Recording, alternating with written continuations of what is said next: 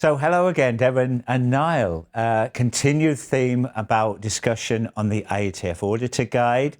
We're particularly focusing on the overall competency about the process approach incorporating risk-based thinking. And particularly today, we're talking about the competency focus on performance. And let me read you the part of the Auditor Guide that I want to have some discussion on today. So the requirement says audit performance at relevant levels within an organization, verifying the linkage back to the high-level process performance objectives defined within the organization's strategic direction.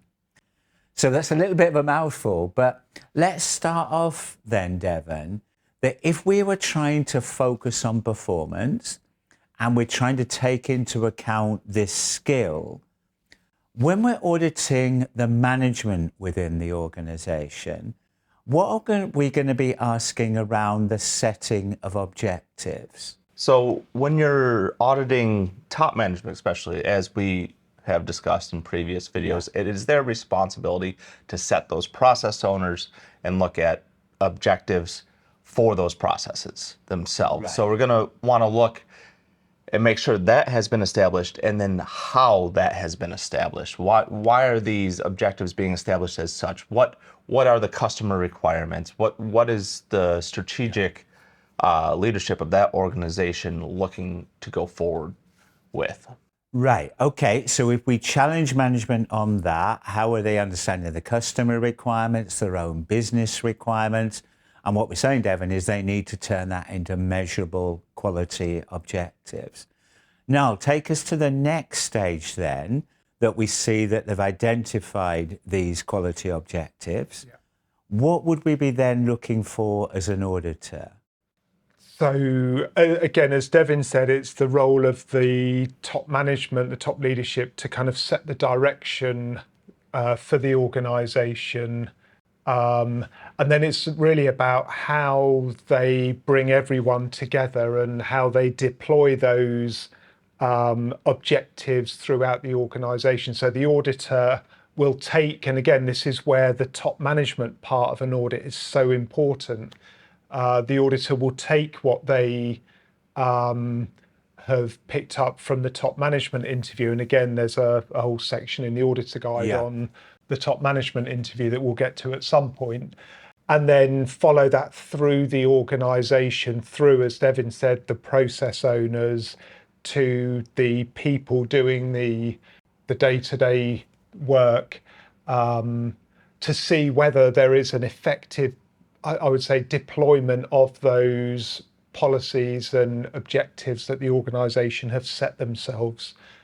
We often talk about the V cycle. Yeah, I've heard that mentioned. Yeah, and we can see that on the screen. I know that's part of training third-party auditors. Devin, just a little bit more then, this V cycle, what is it trying to get at? Well, the V cycle really helps demonstrate that it's not just a top down, but a bottom back up. Okay. So you rely on the top management to set these objectives, but you rely on the operation recording of these objectives to feed back into the top management and how they adjust their strategies going forward. Right. So it's almost part of plan, do, check, act, but it's looking at it from an audit perspective. How does the organization communicate the objectives down? But I think your point is a great point, Devin, that once it's deployed, how do we then say, is it actually working? How's the flow of the information back through the process owner, back up to the management within the organization? And what does that mean then now when we're auditing process owners? So we've seen in management, they've set the objectives. Yeah. What are we looking for at the process owner level? Yeah, so at the process owner level, we're talking to them about how they take those objectives and apply them in their particular processes, and how they're deployed and communicated to the people that they're responsible for within their processes. So we'll start with the process owners and then carry on and talk to the people working within the process to see how they understand what they're doing and how it contributes to the sort of bigger picture within their process, and then the even bigger picture within the organisation. Right, and I know sometimes we hear this referred to as policy deployment. Yeah. How are we deploying that policy down to all levels? Devin, does that mean then that each individual has to have their own personal objectives, or could it be a group objective? No, absolutely. It can be a group objective depending on how it's structured and what the actual target is. With some targets, you have to be group objectives. They can't just be an individual objective. Right. Okay. And we talked at the beginning then about the setting of the objectives by management. What about then the ongoing review of those then, Niall? What would be expected under an IATF banner? What would be expected in terms of the reviewing of the performance? Yeah. And I guess the expectation is a regular review. So we, again, within the standard, we talk about management review, which I think sometimes has sort of connotations of something that doesn't happen very often. The expectation here with the V cycle is it's an ongoing process. So management are on top of and involved in everything that's happening. They're not waiting for, to sit down in 3 months' time and see how things are going. It's almost an ongoing. So, for example, if there were issues that came out of an audit, it was obvious that, a particular objective was not being met. The expectation would be that management are aware of that and are putting in place some actions to bring things back on track. And that would be an obvious audit trail for the auditor in that scenario. Yeah, and I think that links to the ISO 9001 requirement I like is about the quality management system should be integrated into the business processes. Yeah. So management review shouldn't be an event, it should be an ongoing review process. Devin, do you think there's anything from this V cycle that we could take into an internal audit process? Do you think this full cycle would apply or could apply?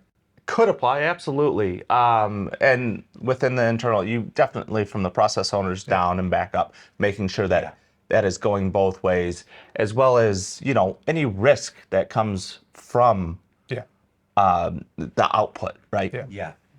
Yeah, no, I think that's a good point, that maybe an internal audit, the scope is narrower, that it won't always include the top management, but we could certainly incorporate the bottom part of this V cycle for an internal audit. Now, that if you have any views on that, but I think that would fit with an internal audit. Yeah, but again, sad to say almost, but sometimes the internal audit is slightly undervalued, so top management should want to be involved. They should want to know what the risks are within their organisation, what's coming out of these audits that are being carried out.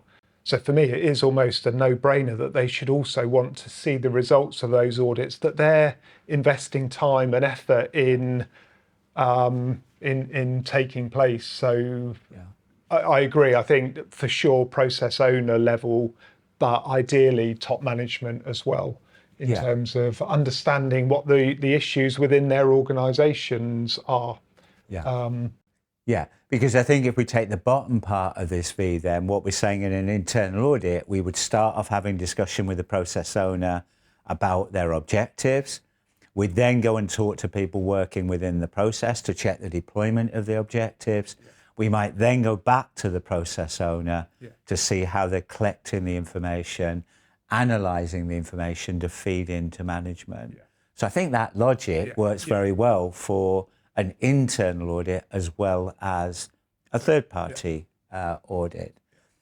Summarising then, I think the key message coming out of this discussion is the auditor needs the competency to be able to challenge top management about their strategic direction, about setting objectives taking into account customer and internal performance, then cascading that down to the process owner level and having the competency to interview and audit the process owners on how they've got the plans to meet the objectives, talking to people working within the processes, talking to process owners about how they collect and analyze the data. And importantly, we had the discussion about management review being a dynamic process that should be reactive to the performance. Let's not wait for the annual management review. Let's keep the management review going as a process to review the ongoing performance. Next week, we will be exploring how to audit this in a practical situation. So thanks again, Devin. Thank you, Niall, for your input to this discussion.